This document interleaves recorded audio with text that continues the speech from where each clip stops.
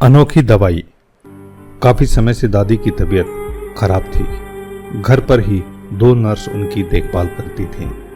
Doctor ने भी अपने हाथ उठा दिए थे और कहा था जो भी सेवा करनी है कर लीजिए। दवाइयाँ अब अपना काम नहीं कर रही हैं। उसने घर में बच्चों को हॉस्टल से बुला लिया था।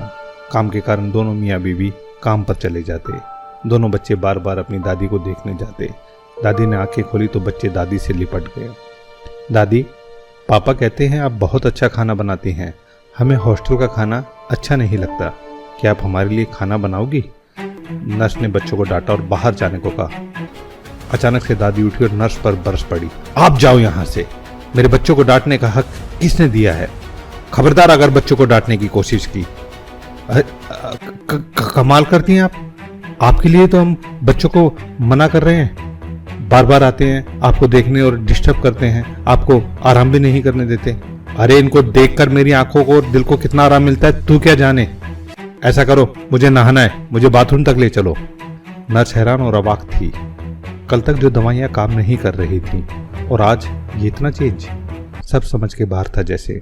नहाने के बाद दादी ने नर्स को खाना बनाने में मदद को कहा। नर्स ने पहले तो मना किया, फिर कुछ सोचकर वह मदद करने लगी। खाना बनने पर बच्चों को बुलाया और रसोई में ही खाने को कहा। दादी, हम जमीन पर बैठकर खाएंगे और वो भी आपके हाथों से। मम्मी तो टेबल पर खाना देती है और खिलाती भी नहीं। दादी के चेहरे पर खुशी थी। वह बच्चों के साथ बैठकर उन्हें खिलाने लगी। बच्चों ने दादी के मुंह से निवाले लिए। दादी की आंखों में आंसू बहने लगे। दादी, आप रो क्यों रही हैं? दर्द हो रहा है क्या? मैं आपके पैर दबा दूं? अरे नहीं, ये तो बस तेरे बाप को याद करके आ गए थे आंसू। वो भी ऐसे ही खाता था मेरे हाथों से। पर अब कामयाबी का ऐसा भूत चढ़ा कि खाना खाने का वक्त भी नहीं है उसके पास और ना ही माँ से मिलने का समय। दादी, आप ठीक हो जाओगी। हम दोनों आपके ही हाथ से खाना खाएंगे। और पढ़ने कौन जाएगा? तेरी माँ रहने देगी क्या तुमको?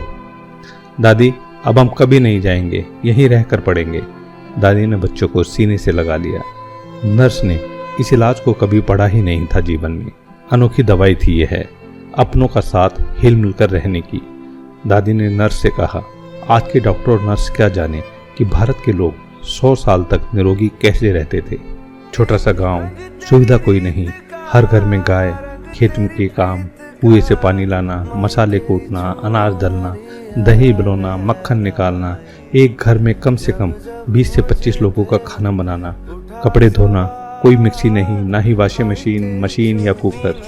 फिर भी जीवन में कोई रोग नहीं, मरते दिन तक चश्मे नहीं और दांत भी सलामत। ये सभी केवल परिवार का प्यार मिलने से होता था। नर्स तो ये सुनकर हैरान रह गई और दादी दूसरे दिन ठीक हो गई। आइए बने हम भी ऐसी दवा अपनों की। अपने तो अपने होते हैं।